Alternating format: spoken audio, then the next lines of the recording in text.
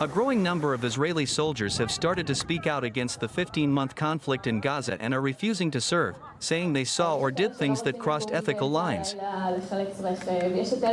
While the movement is small, some 200 soldiers signed a letter saying they'd stop fighting if the government didn't secure a ceasefire. Soldiers say it's the tip of the iceberg and they want others to come forward. The group behind the refusal letter, Soldiers for the Hostages, is trying to garner momentum, holding an event earlier this month in Tel Aviv and gathering more signatures.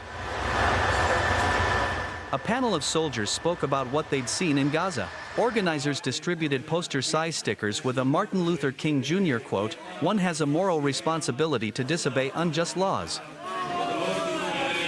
7 soldiers who've refused to continue fighting in Gaza spoke with AP, describing how Palestinians were indiscriminately killed and houses destroyed. When Israel is saying that it's burning down a house that is inflicting destruction due to military causes, what it's really saying is trying to just explain itself.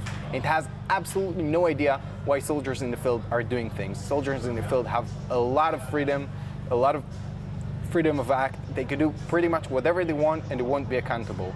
So when my commander told me to burn down a house, he didn't do it because he believed that this was used for terror or something like that. He did it because he just was apathetic towards the lives of Palestinians. Several said they were ordered to burn or demolish homes that posed no threat, and they saw soldiers loot and vandalize residences. Yuval Green, a 27-year-old medic, described abandoning his post last January after spending nearly 2 months in Gaza, unable to live with what he'd seen. He said soldiers desecrated homes, using black markers meant for medical emergencies to scribble graffiti, and looted homes, looking for prayer beads to collect as souvenirs. The final straw, he said, was his commander ordering troops to burn down a house, saying he didn't want Hamas to be able to use it. So I've seen destruction done to houses all around because of military purposes. We had to shoot towards houses to make sure we're not entering a death trap, for instance. And things like that felt a lot like they make sense. But when you're burning down a house, when you're doing something very severe for absolute no military reason, then that's the time when I have to say I'm not willing to participate. Green said he sat in a military vehicle, choking on fumes amid the smell of burning plastic.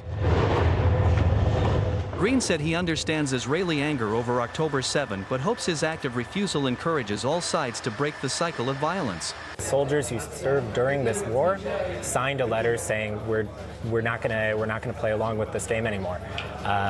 Enough is enough. Enough manipulation, political manipulation of this war.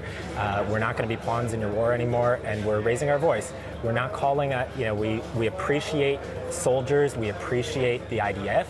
We do not appreciate a government who uses the IDF as a chessboard for their political game.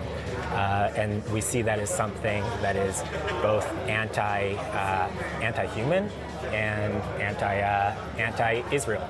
Soldiers can go to jail for refusing to serve, but none who signed the letter has been detained, according to those who organized the signatures. As a therapist, I see the suffering of both sides, and especially the suffering of Israeli soldiers and civilians that are experiencing trauma after trauma after trauma with no end near.